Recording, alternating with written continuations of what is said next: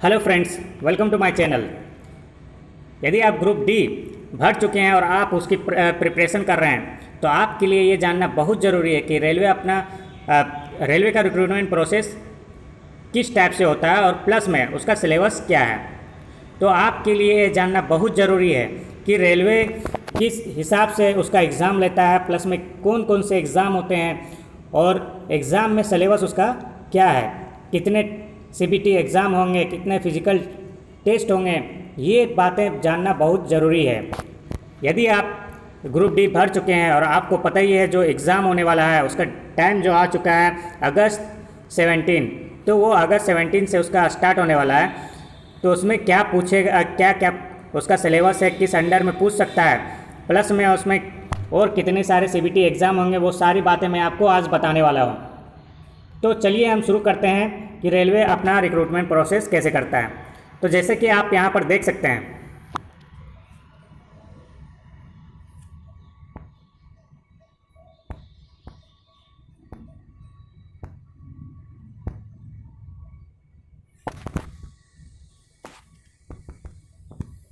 जैसा कि आप देख सकते हैं फर्स्ट आपका कंप्यूटर बेस्ड टेस्ट होगा। यहाँ पर जो रेलवे रिक्रूट करता है वो यहाँ पर दो टेस्ट लिए जाते हैं। पहला फर्स्ट जो आपका लेगा वो कंप्यूटर बेस्ड टेस्ट लेगा, सीबीटी एग्ज़ाम कंप्यूटर बेस्ड। उसके बाद आपका फिजिकल एफिशिएंसी टेस्ट होगा। जब ये दोनों टेस्ट में यदि आप पास करते हैं, पहला तो आपको सीबीटी एग्ज़ाम पास करना पड़ेगा। यदि आप CBT exam computer based test आप पास कर जाते हैं, इसमें आपके अच्छे ग्रेड आ जाते हैं, यदि आप कट ऑफ निकाल लेते हैं, तभी आपको नेक्स्ट लेवल का एग्ज़ाम होगा जिसको हम बोलते हैं फिजिकल एफिशिएंसी टेस्ट। तो पीईटी, जब पीईटी फिजिकल एफिशिएंसी टेस्ट होगा और यदि आप उसमें भी पास कर जाते हैं तभी आपको दोबारा रेलवे आपको बुलाएगा जो डॉक्यूमेंट वेरिफिकेशन के लिए होगा। यदि आपका डॉक्यूमेंट वेरिफिकेशन भी कंप्लीट हो जाता है, टोटल जो जब आप फिल करते टाइम जो देखे थे तो उसमें जो भी रिक्वायरमेंट था एजुकेशन का, अगर आप टोटल उसका रिक्वायरमेंट का जितना भी है वो प्रोसेस आप पूरा करते हैं, जो भी एजुकेशन का उसमें लेवल से आप भरे हैं वो पूरा करते हैं, तो आपका डॉक्यूमेंट्स लेवल भी कंप्लीट हो जाएगा और आपको जॉब लेटर आ जाएगा। लेकिन यहाँ पर आपको फर्स्ट आपको देना पड़ेगा कंप्यूटर बेस्ड टेस्ट। और कंप्यूटर बेस्ड टेस्ट का सिलेबस क्या है, प्लस में फिजिकल एफिशिएंसी में आपको क्या पूछेगा, ये सारी बातें अभी हम करने वाले हैं। लेकिन डॉक्यूमेंट वेरिफिकेशन का बात करते हैं तो डॉक्यूमेंट वेरिफिकेशन में आपको मार्कशीट मांग सकता है और जो भी एजुकेशन का आप डॉक्यूमेंट्स जैसे जिस लेवल से आप भरे हैं 10, 12 तक ग्रेजुएशन, तो उसका टोटल आपको डॉक्यूमेंट्स मांगेगा और टोटल ओरिजिनल डॉक्यूमेंट चाहिए। प्लस में आपको कास्ट और रेसिडेंशियल सर्टिफिकेट भी मांग सकता है। तो यदि आप नहीं बनवाएं तो पहले आप ये दोनों बनवा लें, कास्ट और रेसिडेंशियल सर्टिफिकेट। तो आप जहाँ कहीं का भी हैं तो आप वहाँ से ही अपना ये दोनों बनवा लें।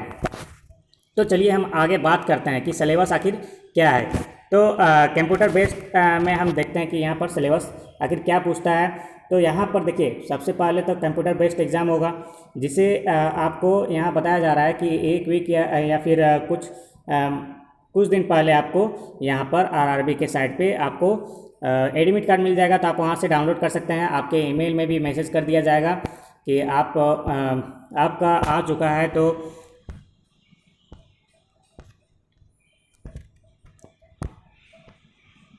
आपका एडमिट कार्ड आ चुका है, ईमेल में आ जाएगा, तो आप वहाँ से लिंक भी रहेगा तो वहाँ से आप अपना इक्वल लेटर डाउनलोड कर सकते हैं। बात करते हैं कि एग्ज़ाम का। तो हम बात करते हैं एग्ज़ाम का। एग्ज़ाम आपका टोटल देख सकते हैं टाइम ड्यूरेशन दिया हुआ है 90 मिनट। आपका टोटल 90 मिनट का एग्ज़ाम होगा और नंबर ऑफ़ क्वेश्चन उसमें रहेगा 100 क्वेश्चन रहेगा और आपको समय मिलेगा 1.5 घंटा का। टोटल आपको 90 मिनट्स का टाइम मिलेगा, प्लस में 100 क्वेश्चन रहेंगे और उतना यदि आप कर लेते हैं तभी आपका फर्स्ट सीबीटी एग्ज़ाम आपका क्वालिफाई होगा। क्वालिफाई करने के लिए आपको क्या करना है, क्वालिफाई करने के लिए यहाँ पर देखिए जैसे कि यहाँ पर लिखा हुआ है कि आपको क्वालिफाई करने के लिए मिनिमम परसेंटेज लिखा हुआ है कि मिनिमम मार्क्स एलिजिबल होगा। जनरल के लिए 40%, ओबीसी के लिए 30% और SC ST के लिए 30%। तो ये एलिजिबल मार्क्स था कि आप इतना परसेंटेज आप लाएंगे तो आपका सिलेक्शन हो जाएगा। ये नहीं कि यहाँ पर ये नहीं लिखा है कि हो जाएगा। यहाँ पर क्या है, आपका मिनिमम एलिजिबिलिटी है, ठीक है, मिनिमम परसेंटेज है कि आप मिनिमम परसेंटेज इतना मिनिमम लाना ही पड़ेगा। जैसे कि बात मान लीजिए क्या है एक्चुअली, यहाँ पर जितना भी होता है टोटल क्या है, यहाँ पर आपको मिलेगा जो एग्ज़ाम होता है यहाँ पर आपका कट ऑफ मार्क्स दिया जाता है, जो कट ऑफ मार्क्स के हिसाब से निकाला जाता है, कट ऑफ मार्क्स के हिसाब से ही बनता है। तो यहाँ पर अगर कट ऑफ मार्क्स के हिसाब से अगर ज़्यादा ना बने 40% से मिनिमम क्या है, अगर कट ऑफ मार्क्स ज़्यादा नहीं जा रहा है, क्या है 40% के या 30% के आसपास बन रहा है, तो उसमें उसके लिए है कि मिनिमम आपको इतना परसेंट लाना पड़ेगा। यदि आप इससे कम लाते हैं तो आप सेलेक्ट नहीं होंगे। भले रेलवे रिक्वायरमेंट में भले ही उसको 2 कैंडिडेट कम लेना पड़े, लेकिन आपका अगर एलिजिबिलिटी इतना भी नहीं ला पा रहे हैं तो आपको रिक्रूट नहीं करेगा। भले ही उसकी वैकेंसी वहाँ पर उसकी जो सीट है वहाँ पे तो खाली भले रह जाए, लेकिन आपको रिक्रूट नहीं करेगा। इसीलिए ये मिनिमम एलिजिबिलिटी है। बाकी ये मिनिमम है, ये नहीं कि इसमें आपको सेलेक्ट किया जाएगा, लेकिन मिनिमम यदि सिलेक्शन के इतने ही लोग सब ला रहे हैं तो फिर भी मिनिमम आपको इतना लाना है। बाकी कट ऑफ जो आता है, कट ऑफ इसमें आपको जाता है जैसे कि 100 मार्क्स हैं, 100 क्वेश्चन है, 100 क्वेश्चन है, 100 मार्क्स के क्वेश्चन रहेंगे, तो वो आपको लगभग में इसमें आपको कम से कम 70 to 80 नंबर्स लाने पड़ेंगे। उतने यदि आप लाते हैं तभी आप इसमें एलिजिबल हो सकते हैं, क्योंकि 2019 में जब इसका एग्ज़ाम हुआ था तो उस टाइम का कट ऑफ मैंने देखा था तो लगभग में 78 कहीं 68 जिस हिसाब से जा रहा था। तो मैंने इसका हर जगह के अपने अपने अलग अलग कट ऑफ बनते हैं। जैसे कि झांसी में काफ़ी कम गया था और बिहार में काफ़ी ज़्यादा गया था, इधर झारखंड में भी काफ़ी अच्छा गया था। तो उस हिसाब से हर जगह के क्या होता है, अलग अलग आपका कट ऑफ जाता है। तो हम इसका सिलेबस देखते हैं, सिलेबस आखिर इसमें क्या क्या है। सिलेबस देखिए, इसमें ज़्यादा कुछ नहीं है। सिलेबस में आपको पूछ सकता है मैथमेटिक्स वाला। मैथमेटिक्स में क्या पूछेगा, नंबर सिस्टम पूछेगा, बोर्ड मास पूछेगा, डेसिमल है, फ्रैक्शन है, एलसीएम है, एचसीएफ है, रेशियो है रेशियो एंड प्रोपोर्शन है, परसेंटेज है, मेंसुरेशन है, टाइम एंड वर्क है, टाइम एंड डिस्टेंस है, सिंपल एंड कंपाउंड इंटरेस्ट है। और उसके बाद आप देख सकते हैं कि यहाँ पर प्रॉफिट एंड लॉस है, और उसके अलावा अलजेब्रा है, जियोमेट्री है एंड ट्रिगोनोमेट्री है, एलिमेंट्री स्टैटिक्स है, square root, age calculation, calendar and clock, pipe and systems. तो ये आपका सिलेबस है। तो इतना आपको कंप्लीट करना है, इसमें बेस्ट करना है आपको। प्लस में वो मैथमेटिक्स का था, इसके अलावा एक और सब्जेक्ट है जो है आपका जनरल इंटेलिजेंस एंड रीजनिंग।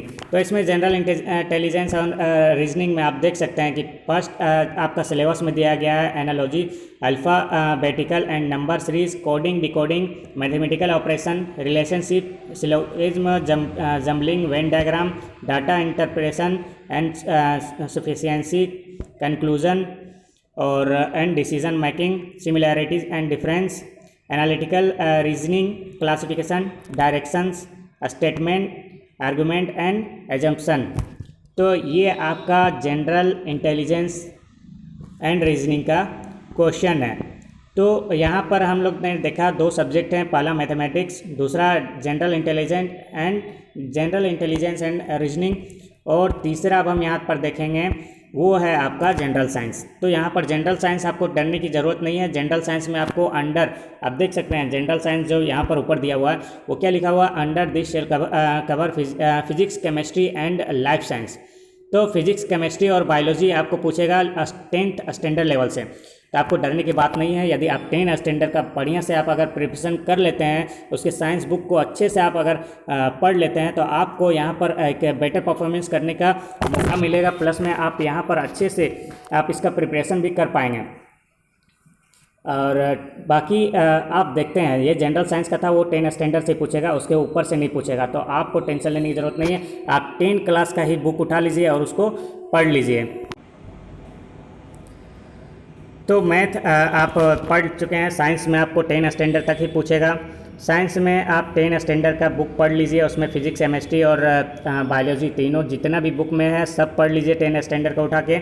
उसी के अंदर से पूछेगा, आपको बाहर से नहीं पूछेगा। यहाँ पर एक और सब्जेक्ट हम देख रहे हैं जो है जनरल अवेयरनेस और ऑन करंट अफेयर्स। तो आपको यहाँ से आप पूछ सकता है science and technology, sport, culture, personalities, economics, politics and any other subject लिखा है जो भी इम्पोर्टेंट है। मतलब कि आप न्यूज़ चैनल देखिए, न्यूज़पेपर पढ़िए और प्लस में पिछला 1-2 साल का करंट अफेयर उठा के देखिए। और अगर आप स्पोर्ट और कल्चर का बात करें तो उसमें से आने वाले 1-2 साल के बाद का देखिए, जैसे 23-24 आप देख लीजिए। मतलब 20 से 24 के अंदर जो भी चीज़ें होने वाली या हो चुकी है वो सारी चीज़ें आप देख लीजिए, उसे ठीक से समझ लीजिए, उसी के अंदर में पूछेगा। इससे बाहर आपका करंट अफेयर में कुछ भी नहीं पूछने वाला है। तो यहाँ पर टोटल आपका 4 सब्जेक्ट हो रहे हैं, जो है जनरल साइंस, पहला है जनरल साइंस और दूसरा है करंट अफेयर और तीसरा आपने देखा है कि मैथ है। मैथ का सिलेबस तो मैंने बता ही दिया है, मैथमेटिक्स है। और चौथा है जनरल इंटेलिजेंस एंड रीजनिंग। ये 4 सब्जेक्ट के अलावा आपको 5वां कहीं से भी नहीं पूछेगा। बात करते हैं, ये तो सिलेबस था कंप्यूटर बेस्ड टेस्ट का। यदि आप कंप्यूटर टेस्ट पास करते हैं तो आप जाके फिजिकल एफिशिएंसी टेस्ट के लिए आपको कॉल लेटर आएगा। और फिजिकल एफिशिएंसी टेस्ट में आपको क्या पूछेगा वो मैं आपको बताने वाला हूँ। फिजिकल एफिशिएंसी टेस्ट में आप देख सकते हैं कि यहाँ पर फिजिकल एफिशिएंसी टेस्ट में मेल कैंडिडेट के लिए अलग दिया गया है और फीमेल कैंडिडेट के लिए अलग दिया गया है। तो मेल कैंडिडेट के लिए क्या क्या है, देखिए मेल कैंडिडेट्स के लिए फिजिकल एफिशिएंसी टेस्ट जो है वो आपका क्या है। पहला तो आपको लिफ्ट कैरी करना है 35 kg का। कितना करना है? 35 kg का। 35 kg का वेट उठाना है और 100 मीटर, यहाँ देखिए 100 मीटर, ठीक है। 100 मीटर आपको कितना टाइम में पूरा करना है? 2 मिनट्स में। 2 मिनट्स में 100 मीटर्स आपको डिस्टेंस कवर करना है सिर्फ 2 मिनट में, वो भी 35 kg का वेट लिफ्ट करके, ठीक है। आपको 35 kg का वेट उठाना है और उठा के आपको कम से कम 2 मिनट के अंदर 100 मीटर आपको कवर करना है। इसके अलावा क्या है, देखिए यहाँ पर लिखा हुआ है चांस, एक ही चांस मिलेगा आपको। ये नहीं कि एक बार आप गिरा दिए फिर दोबारा आपको चांस मिल रहा है। ये भी कैरी उठाने के लिए आपको एक ही चांस मिलेगा विदाउट पुटिंग वेट डाउन। बिना आपको जो वेट है उसको गिराया आपको एक चांस मिलेगा और उसको गिराना नहीं है, बिल्कुल नहीं गिराना है। तो ये चांस आप गंवाना मत। यहाँ पर आप देख सकते हैं कि they should be able to run for a distance of 1000 metres in 4 minutes and 15 second in 1 chance. इसमें भी एक ही चांस मिलेगा, यानी कि 1000 मीटर यानी कि 1 किलोमीटर आपको 4 मिनट 15 सेकेंड में डिस्टेंस कवर करना है। तो यदि आपको लग रहा है कि आप CBT एग्ज़ाम क्लियर कर सकते हैं तो अभी से आप दौड़ना स्टार्ट कर दीजिए, क्योंकि बहुत कम ही टाइम बचा हुआ है। 35 kg का वेट उठाइए और उसको लेके कैरी कीजिए। कम से कम देखिए, आप टाइमिंग कैलकुलेट कीजिए। यदि आप अगर कर पा रहे हैं तो ठीक है, नहीं कर पा रहे हैं साथ में किसी को रखिए जो आपको टाइमिंग का भी दिखाएगा और डिस्टेंस आप कितना कवर कर रहे हैं वो भी आपका साथ में देखेगा। और यदि दोनों आपसे नहीं हो रहा है तो अगर आप मेरे आसपास रह रहे हैं गिरिडीह के आसपास, तो मुझसे आप कांटेक्ट कर सकते हैं। मैं बहुत सारे स्टूडेंट को फिजिकल एफिशिएंसी टेस्ट के लिए प्लस में उसका सिलेबस भी कवर करवा रहा हूँ। तो आप अगर आसपास हैं तो ऑफलाइन पढ़ सकते हैं मेरे पास। ऑफलाइन अगर आ सकते हैं तो फिजिकल एफिशिएंसी का आपको तैयारी करवा सकता हूँ। और यदि आप नहीं हैं तो प्लस में क्या नहीं है, यदि आप पास में नहीं हैं तो फिर किसी से आप मदद ले लीजिए, हेल्प ले लीजिए, ताकि वो आपका ये कवर करवा दें। बात करते हैं यहाँ फीमेल कैंडिडेट के लिए। फीमेल कैंडिडेट के लिए आपका क्या है, देखिए फीमेल कैंडिडेट को आपको ज़्यादा, अगर आप फीमेल कैंडिडेट हैं तो आपको ज़्यादा वेट लिफ्ट नहीं करना है। 20 kg का वेट लिफ्ट करना है और आपको भी 2 मिनट के अंदर आपको 100 मीटर कवर करना है। यानी कि बॉयज़ जो है, ठीक है, मेल कैंडिडेट है उससे आपका 15 kg कम रहेगा। तो यदि आप फीमेल कैंडिडेट है तो आपको भी 20 kg का वेट लिफ्ट करना पड़ेगा। वो भी आपको 2 मिनट के अंदर करना है। 100 मीटर दौड़ना है आपको 20 kg का वेट उठा के। प्लस में आपको भी एक ही चांस मिलेगा, दोबारा चांस नहीं मिलेगा। बीच में मत गिरा देना। क्या है, लड़कियों का थोड़ा आदत रहता है कोई भी सामान गिराने का, तो वो काम आप ना करें, बेहतर रहेगा। और आपको यहाँ पर भी 1 किलोमीटर का दौड़ लगाना है। प्लस में आपको थोड़ा सा टाइम ज़्यादा मिल जाता है, 5 मिनट एंड 40 सेकेंड। तो कुछ ज़्यादा नहीं मिला, 1-2 घंटा नहीं मिल गया कि आराम से आप वॉक करते हुए 1 किलोमीटर पहुंच जाएं। तो आप भी दौड़ स्टार्ट कर दीजिए, क्योंकि अगर आप ग्रुप डी भर चुके हैं और आपको लग रहा है कि आप निकाल लेंगे, तो ये बहुत इंपॉर्टेंट है, क्योंकि फिजिकल एफिशिएंसी टेस्ट जो है इसमें कोई कंप्रोमाइज़ नहीं होता है रेलवे में, और ये आपको कवर करना ही होगा। तो आप डेली मॉर्निंग में उठिए, थोड़ा सा राउंड लगाइए, ताकि क्या है अभी से हैबिट थोड़ा बन जाए, और स्टडी पे आप ध्यान दीजिए। तो ये था आपका, मैंने आपको आज बताया कि सीबीटी टेस्ट जो है, इसमें जो रेलवे रिक्रूटमेंट का जो टेस्ट है, रेलवे रिक्वायरमेंट क्या क्या उसमें पूछेगा, उसमें क्या क्या फिजिकल एफिशिएंसी टेस्ट में क्या होगा, प्लस में कंप्यूटर बेस में क्या पूछेगा। तो यहाँ पर मैंने आपको सारी चीज़ें बातें बता दी हैं, तो सारे बातें आप ध्यान पे रखिए।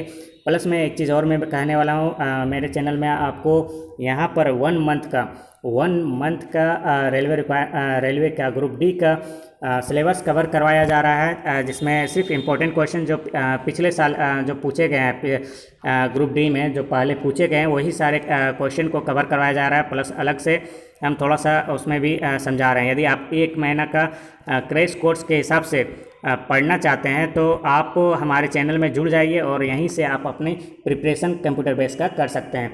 आपको क्या पढ़ना है क्या नहीं पढ़ना है वो सारे हम कवर करवा रहे हैं। हम ध्यान दीजिए, हम यहाँ पर सिर्फ वही कवर करवा रहे हैं मैथ और करंट अफेयर में हम वही कवर करवा रहे हैं जो पिछले साल पूछा गया है, जो पहले प्रीवियस ईयर क्वेश्चन को ही हम कवर करवा रहे हैं। तो यदि आप प्रीवियस ईयर क्वेश्चन को आप कवर करना चाहते हैं तो हमसे जुड़ जाइए हमारे चैनल में।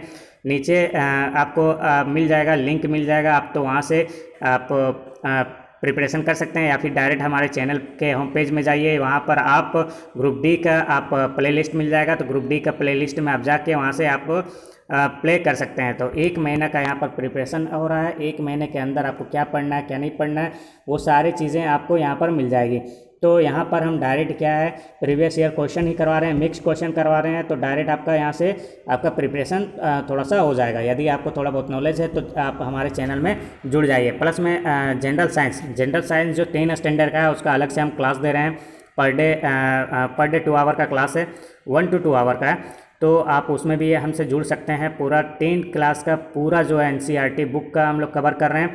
तो एनसीईआरटी बुक कवर कर रहे हैं पूरा, कि उसमें जो भी चीज़ें हैं जो भी पूछे जा सकते हैं वो सारे आपको बताएंगे। फिजिक्स, केमिस्ट्री और बायोलॉजी, ये तीनों चीज़ें 10 स्टैंडर्ड का साइंस से हम कवर कर रहे हैं, तो वो भी आप हमसे जुड़ सकते हैं और पढ़ सकते हैं। इसमें थोड़ा सा आपका परफॉर्मेंस बढ़ जाएगा।